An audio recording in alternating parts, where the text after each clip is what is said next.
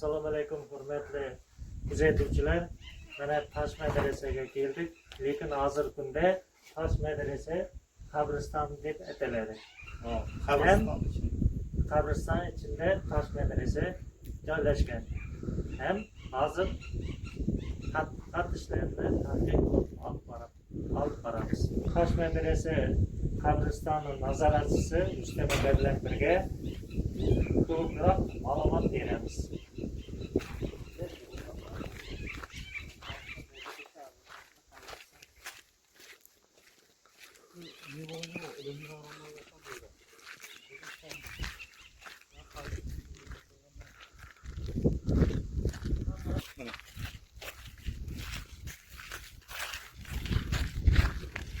Aytasan ya.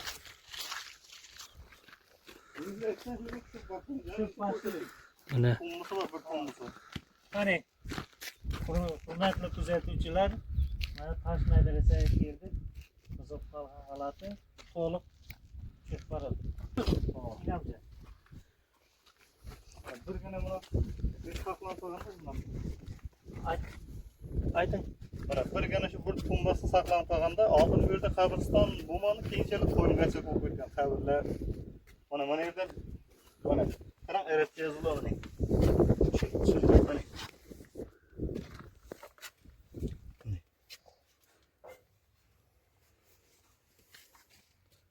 Birgina shu ana saqlanib qolgan. Buning üstüne tamammi?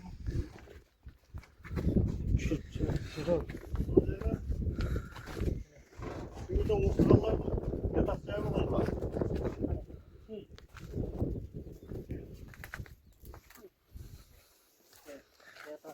Hücreleri hava. Yatak sahibi olurlar. Yurda hücreleri bo'lgan. Ki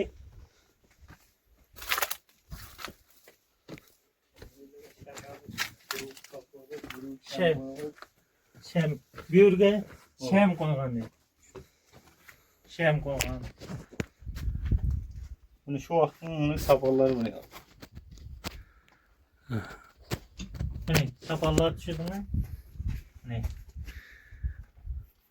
Demak, bu yer talabalar yotoqxonasi. Talabalar yotoqxonasi. Talabalar Hujrasi bo'lgan. yotoqxonalari. Hujrasi. Xonalar. Buyurga şem qo'ygan. Aha. Kim buni ham Şem qo'yib yapgan. Buyurlardan bor.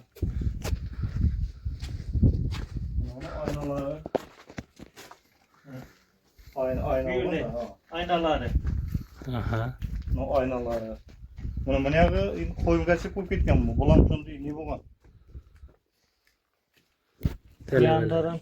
Talabalar yotgan. Madrasa uchun foydalanilgan. Keyinchalik qo'yilgacha qo'yib ketganda qabr bir qo'yilgan edi.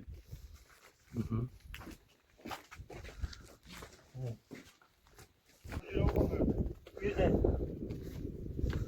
40 hücre. Hammasi toshdan qurilgan, ha? Taştan qurilgan 40 tane hücre bo'lgan. Shu yerda O'rta Osiyodan kelib o'qigan. Ko'p yerlardan o'rtasi ko'p yerlardan.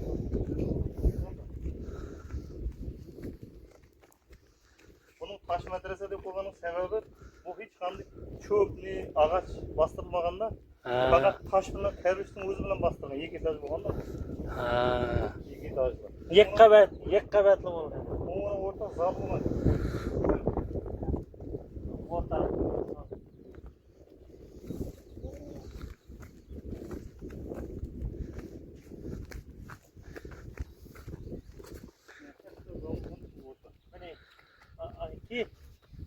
Bir zal bo'lgan.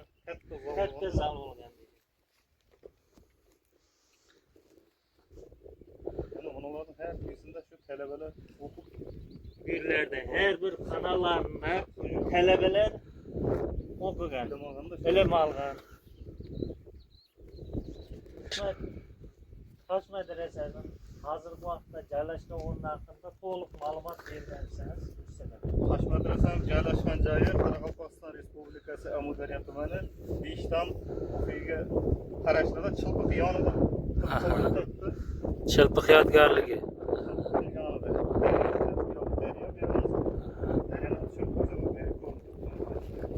Aynen. Bu daryo mana yonidan oqib o'tib turibdi, obunachilar. Birlikte joylashgan Tosh madrasa qabristoni. Bir tarafi Zardushtiylarning chilpiq yodgorligi ham juda yaqin joylashgan ekan bunga. Bu yog'im asfaltmi? Bir tarafi mana Nukus Beruniy yo'li chap tarafida joylashgan. Bu Tosh madrasa haqida aytadigan bo'lsak, maktab darsliklarida 1841-yil qurilgan deb aytiladi. Ham arab tili grammatikasi va diniy huquqiy masalalar fiqh ilmi o'qitilgan. Lekin oxirgi ma'lumotlarda Rustam aka aytgandek, bu undan ham oldinroq qurilgan deb aytiladi. 1828-yil qurilgan to'liq rasmi bor-da bizda. Aha. Shu to'liq tushirilgan. Qurilganni ertaroq undan ham ertaroq bo'lishi mumkin qurilgan. To'liq ta'lim jarayoni davom etayotgan holatdagi rasmlar saqlangan bugungacha. To'g'ri.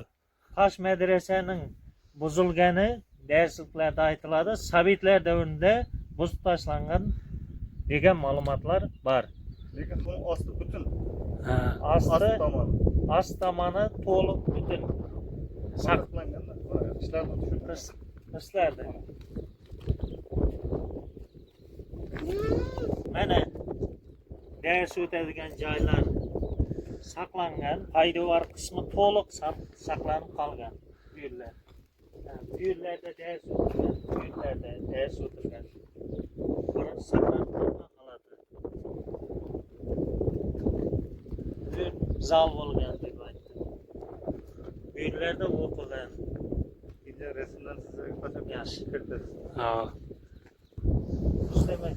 Rustam aka, Tosh madrasaning yonida qabristonlar bor ekan. Qachon paydo bo'lgan ham bu qabriston haqida ma'lumot berib aytib o'tdi. Endi bu joylarda Tosh madrasa bo'lgandan keyin keyinchalik paydo bo'lganda qabriston, oldin qabriston bo'lmagan bu yerlarda.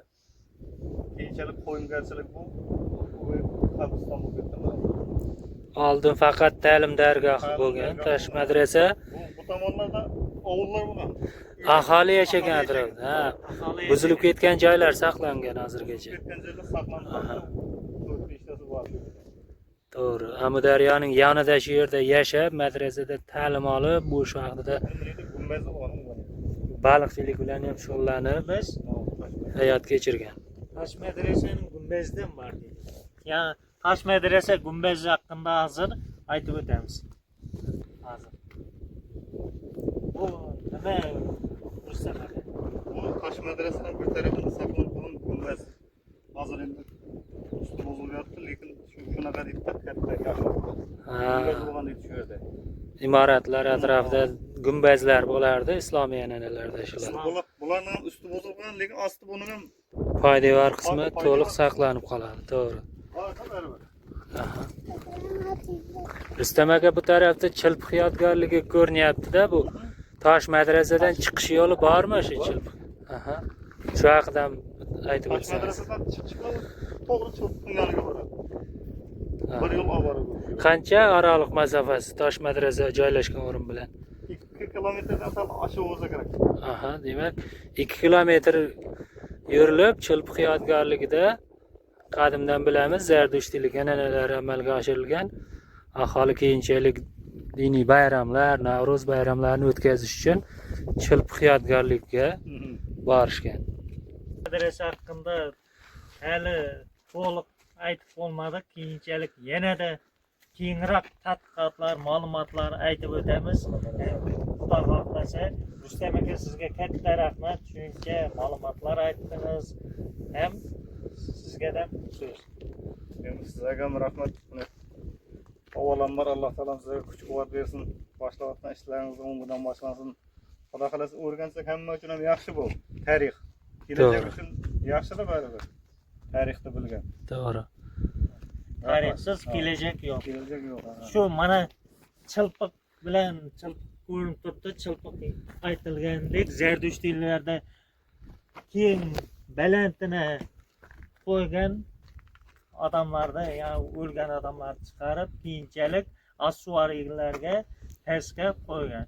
Ham Tosh madrasa bilan u qadimgi davrlarda keng adamlar ko'p yashagan bu yerlarda. Tadqiqotimiz